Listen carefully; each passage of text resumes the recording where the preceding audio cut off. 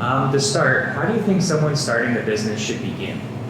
Well, that kind of depends on how. You need to have an idea first. You need to have an idea and at least have an idea of how that will help someone else, because what you're doing with your business is providing a product or a service that's going to help somebody else. So you should at least start there. And then from there, it's the basics of put together a business plan. How are you gonna monetize this? How are you gonna make money? Where are you gonna find your customers? How are you gonna reach those customers? How much do you have to spend to reach them? And how much money do you as a business owner need to make in order to make it a profitable business? Right. Well, so if I can jump in, like one of my favorite books in terms of like starting a business was The Art of the Start from Guy Kawasaki. And it's really just working through your idea and figuring out what you want to do, right?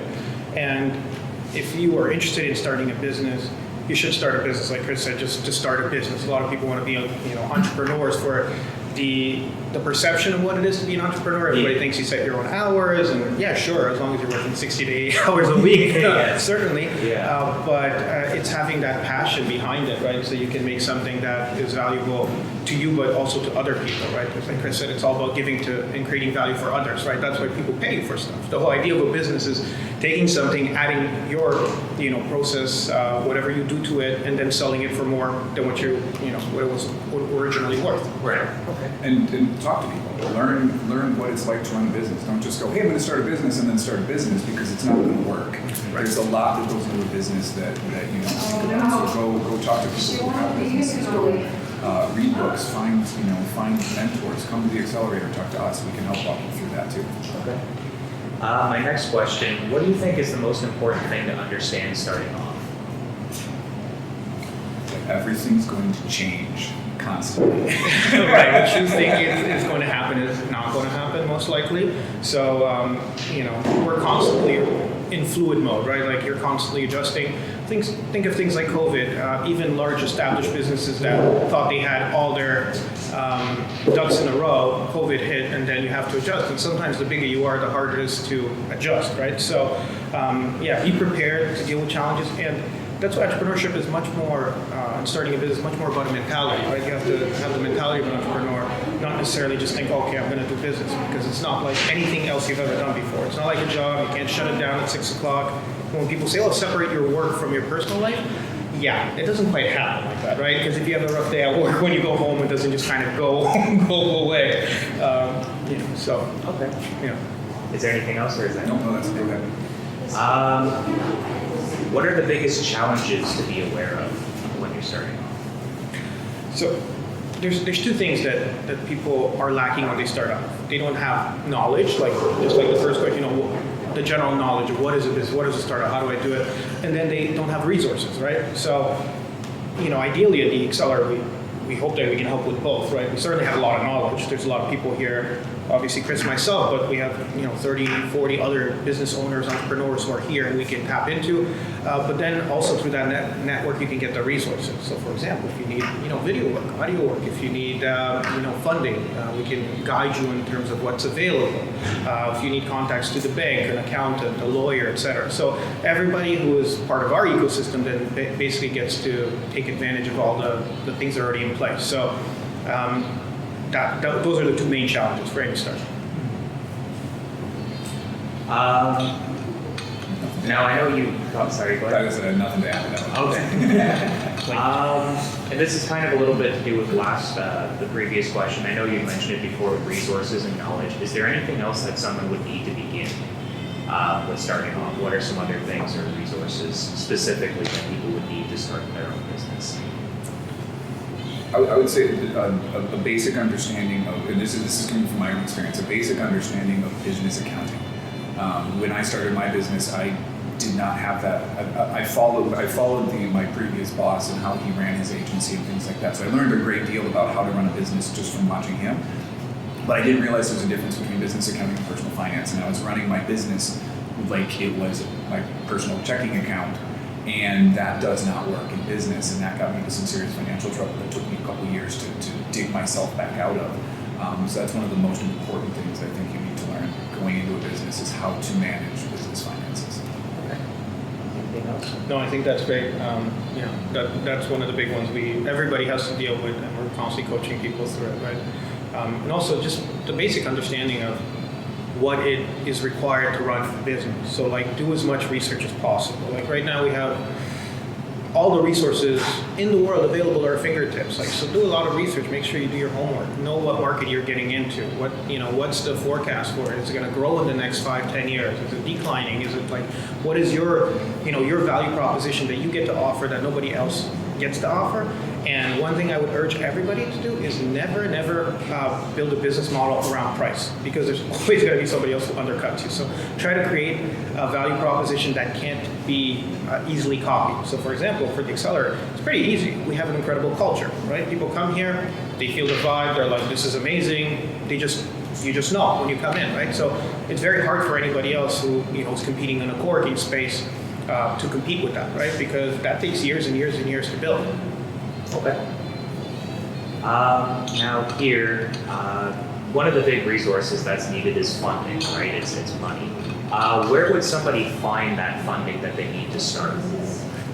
So there's programs for businesses that are just starting off. So like, for example, the Small Business Center, I believe, offers a $5,000 startup fund. We have Libro Credit Union in the building, so they have their business branch here, so they're happy to sit down with any of our companies to basically walk them through what finances are available through their organization. And one thing I'll also urge entrepreneurs looking to start out, grants are great to start off, but it shouldn't be the focus when you start off, because then you're not going to run a business that's built on a viable, sustainable business model. So people are always looking for what they think is free money. There's no such thing as free money. Even if you get, even to the Small Business Center, you're going to have to go take courses, which are actually, hopefully will help you develop your business acumen, but you always have to put the time in. If you get a grant, you're going to have to do reporting. Like we have to do that for the Excel, right? So sometimes you have to, look at what's more valuable in terms of your most important asset is your time, right? So how do you spend your time to generate the greatest value for yourself and your business? There's also, as Arthur said, grants. There's also investment opportunities as well. And depending on where your company is and how attractive your company is to an investor and how much you need, we can connect you with potential investors as well. We can teach you how to pitch, how to present your company, what you need to, all the ducks that you need to have in a row, so to speak, to make that attractive to an investor. Or we can also assist with grant applications too. Interesting. Following that up, what should people keep in mind while they're getting this funding? That you have to be very responsible in how you use the funding. So if you write in your application, I'm going to spend money on X, Y, and Z on marketing, and then you ended up spending on, I bought a car, you will be in trouble. Yeah. Everything, it's a legal document, right? So once you sign that contract with that organization, you are, you have to be honest and true to that. So, and there's always a great deal of reporting to do. So for any grant, you're going to have to report and explain how you spend your money. And if you do get a grant and want to change how you spend your money, you better make sure you get pre-approval from the organization. So they say, okay, no problem, we understand, COVID hit, so we understand that you can't do things in person anymore, so now you have to go virtual, so I have to buy software to help me do that. So, most people are understanding. It's just making sure that you have that open communication and are always transparent. I think that holds true whether it's investment, whether it's a loan, whether it's a grant. You need to be very, very careful with how you spend your money and know where every dollar is going to. Whether it's like Arthur's example, taking the grant money to buy a car, or if you're taking investors' money and you buy a car instead, well, you're going to owe that investor that money back. And if you're not earning it, then you're on the hook. And we've seen companies spiral down because they made bad, just simply because they made bad financial decisions. It goes back to one of the previous questions about understanding how business finances work. Yeah, and ultimately, your reputation is the most important thing that you have as a person, as a business, etc. So people are very understanding. Your investors, your supporters, we have private investors, we work with funding organizations, a lot of people that have gained we've gained their trust, they've gained our trust, and whenever things happen, we're just honest with them and we tell them, hey guys, this is the situation, this is what we need. And then everybody, whether you like the news or not, you can still make an educated decision on how to move forward. But if you think you're going to help people by trying to keep away information, that's always going to backfire, right? So it's always best to be honest, transparent, and again, people want to see you succeed, right? So I think for the most part, everybody will do their best to help you. Now here, my next question. What are some of the best ways to attract people to what you start as a business? So if you start something new, what are the best ways to sort of draw people into them and attract people to them? It's finding a way to reach them emotionally. Yes, there's going to be places where you can sell a product that's just an amazing product and the price is perfect and everybody needs it, but they're not going to buy it if it doesn't affect them emotionally. Whether it's a service or a product, there has to be something that makes me as a consumer or me as your customer feel better, or it improves my life in some meaningful way. And that can be a small way or it can be a big, huge way. But you have to be able to connect with your customer on that basic level, or it's not going to work. Absolutely. You look at Starbucks, right? There's a reason why people pay $5 for a coffee, right? It's because they feel special, right?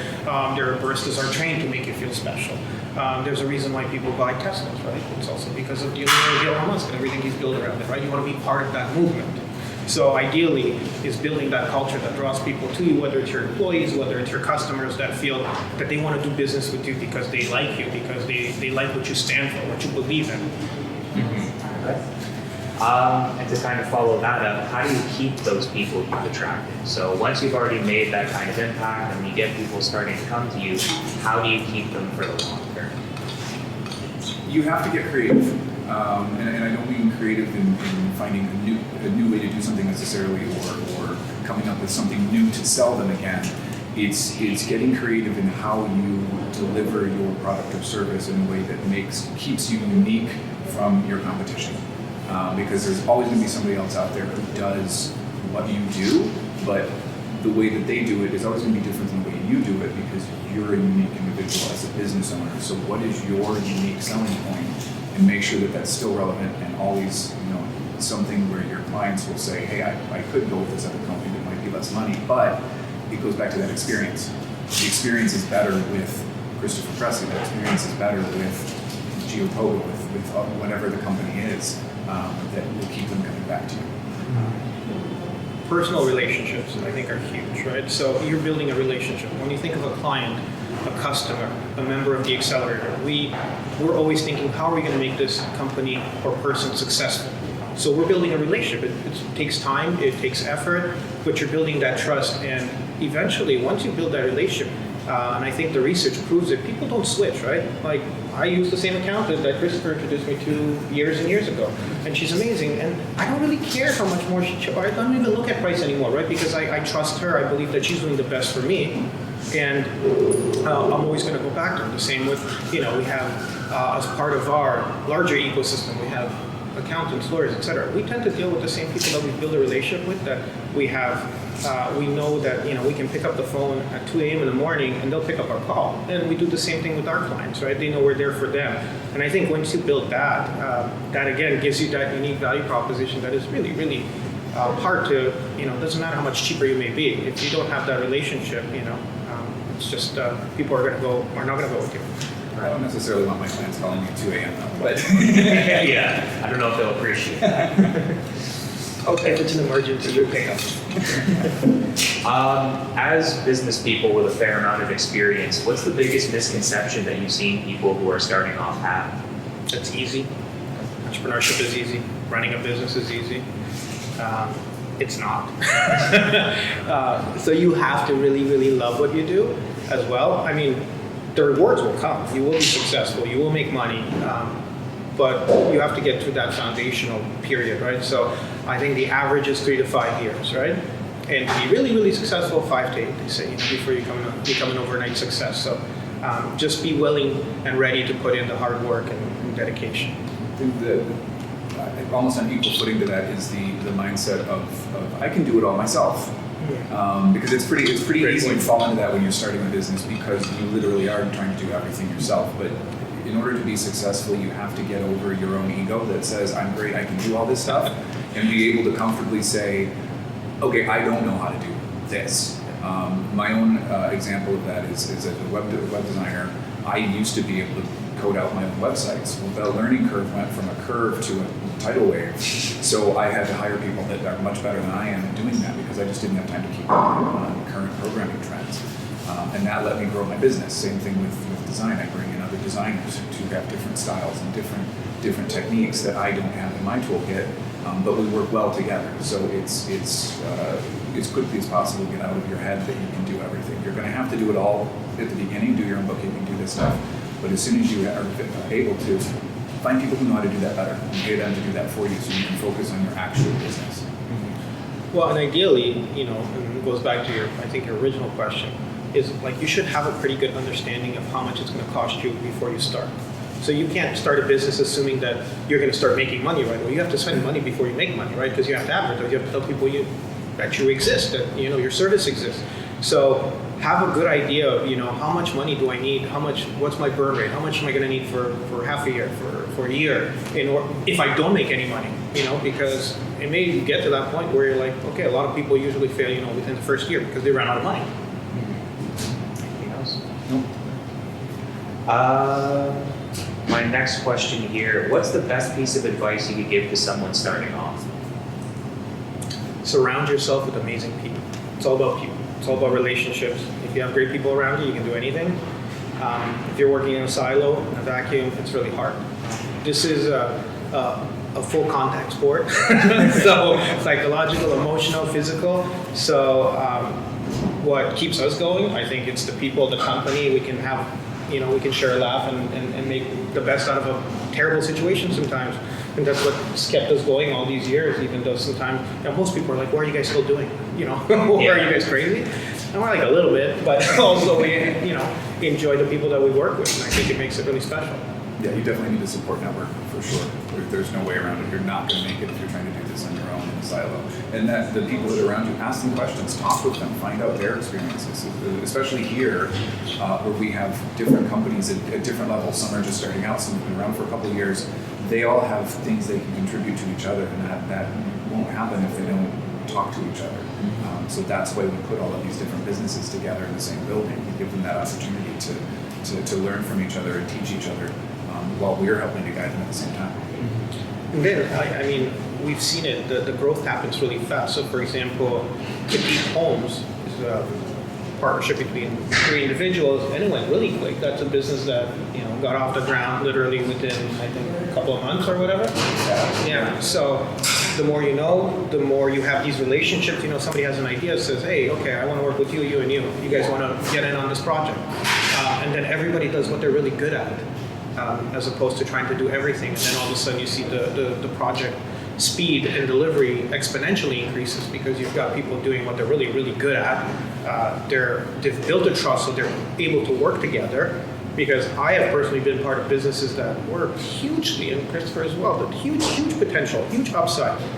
But the people and the egos completely destroyed it, where we have to, I had to pull back and say, okay, well, I don't want to be a part of this anymore because I don't trust the people that I'm doing business with. So really, really important to create that foundation and that trust. And I've told this story many times, and it warrants repeating again, that there have been so many times that I've seen here at the Accelerator 2 different people with 2 different companies that you wouldn't normally think could come together over coffee and realize that, we can start a new product together, we can work together on a project, or we can start a new company together, and they do it, and it happens. And that would never happen if you didn't have a network of people around you.